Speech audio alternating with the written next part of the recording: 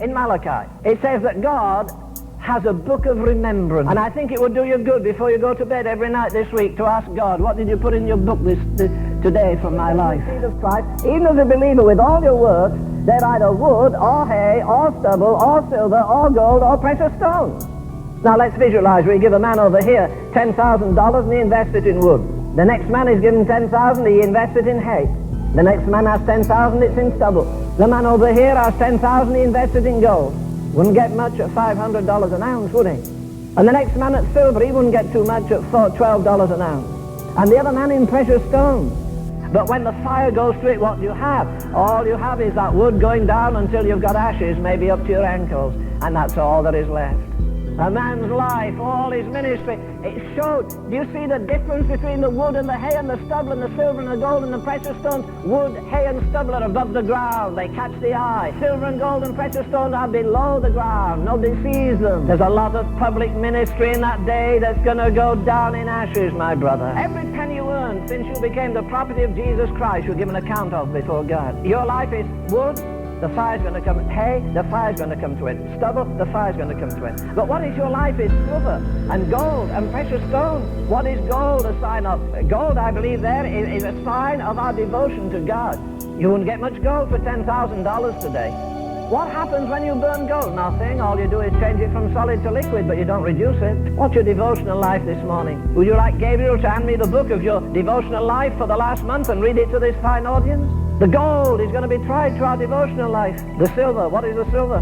The book of Proverbs says the tongue of the just is as choice silver. Yeah, every idle word you've spoken, even since you were saved, God has a kind of, he doesn't need a tape recorder, but he has an eternal record of it. You know, the gossip, the slander, the criticism, the prejudice. Can you think of all those awesome words? Can you think of all the words we've preached to thousands of people over the years? And we're going to answer and the fire is going to be put to them? Well, will they be hay and stubble, or will they abide the fire? The fire shall try every believer's work. Silver, gold, precious stones. What are the precious stones?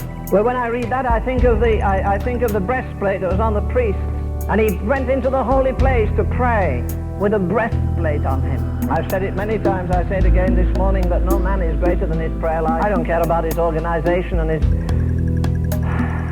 Let me live with a man a while and share his prayer life, and I'll tell you how tall I think he is, or how majestic I think he is in God. I think again of a statement Dr. Tozer made to me once. He said, Len, you know what? He said, we'll hardly get our feet out of time into eternity and gaze on eternity before we bow our heads in shame and humiliation and say, my God, look at all the riches there were in Jesus Christ, and I've come to the judgment seat almost a pauper. For God has not merely given us Jesus Christ, he's given us all things. And because there isn't enough joy in the house of God, we need entertainment. Because entertainment is the devil's substitute for joy.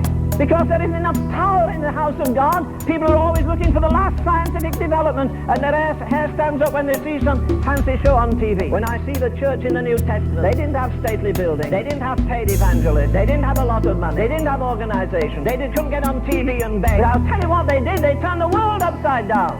And I'm embarrassed to be part of the Church of Jesus today, because I believe it's an embarrassment to a holy God. Most of our joy is clapping our hands and having a good time, and then afterwards we're talking all the drivel of the world. Can he share his sorrow with you? If you're going to get mature in God, all the dwarfs around you will criticize and sneer at you and say you're trying to be holier than the rest of us, huh? You'll discover this: the men who have been most heroic for God have been the men with the greatest devotional life. I preach out of my heart all I believe, and I die for it. But say, am I just a showman? What's my secret life like?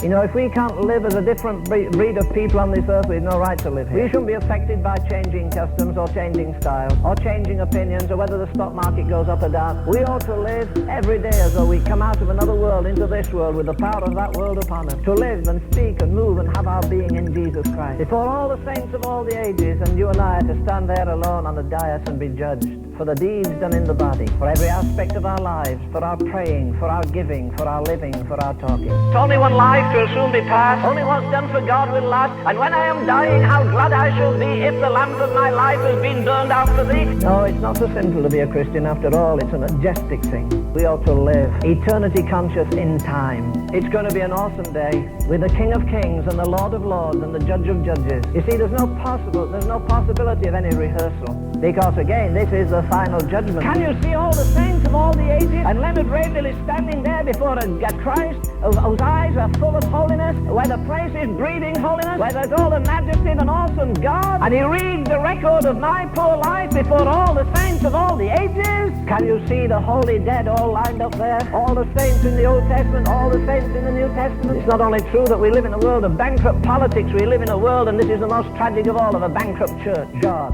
stamp eternity on my eyeball. When I stand at the judgment seat of Christ and he shows his plan for me, the plan of my life as it might have been had he had his way, and I see how I blocked him here and I checked him there and I would not yield my will there be grief in my Saviour's eyes? Grief, though he loves me still? Would he have me rich and I stand there poor, stripped of all but his grace, while memory runs like a hunted thing down the paths I cannot retrace? Lord, of the years that are left to me, I give them to thy hand. Take me and break me and mold me to the pattern that thou hast planned. Let's look at all the apostles and all the saints of all the ages. There's Finney, look, there's Finney with his amazing revival. There's William Booth, the founder of the Salvation Army. There's John Wesley. Here are all the great heroic figures, we've all read about them, and here they are all watching while the book is handed down, and somebody's going to read the record. When God opens that book of intercession, when he puts the fire to their prayer life, their devotional life, I'll tell you what, there'll be nothing lost. It won't be wood, it won't be hay, it won't be stubble. Not concerned about human opinion, not asking for more to spend prodigally on ourselves, but say, oh God, I want this life of mine adjusting so when I stand in your awesome presence, as James says, we shall not be ashamed at his appearing.